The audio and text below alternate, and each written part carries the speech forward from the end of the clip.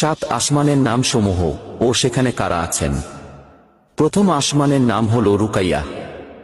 এ আসমানে সমগ্র মানবজাতির আদিপিতা হযরত আদম আলাইহিস সালাম আছেন। দ্বিতীয় আসমানের নাম হল ফায়দুম বা মাউন। এ আসমানে হযরত ইয়াহিয়া আলাইহিস সালাম ও খ্রিস্টান সম্প্রদায়ের প্রবর্তক হযরত ঈসা আলাইহিস সালাম আছেন।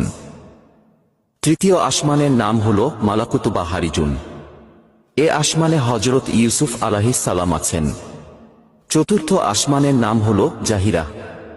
এ আসমানে হযরত ইদ্রিস আলাইহিস সালাম আছেন।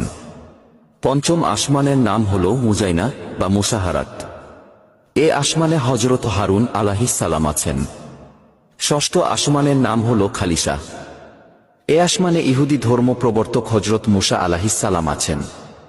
সপ্তম আসমানের নাম হল লাবিয়াহ বা দামিয়াহ। এ আসমানে হযরত ইব্রাহিম আলাইহিস সালাম আছেন।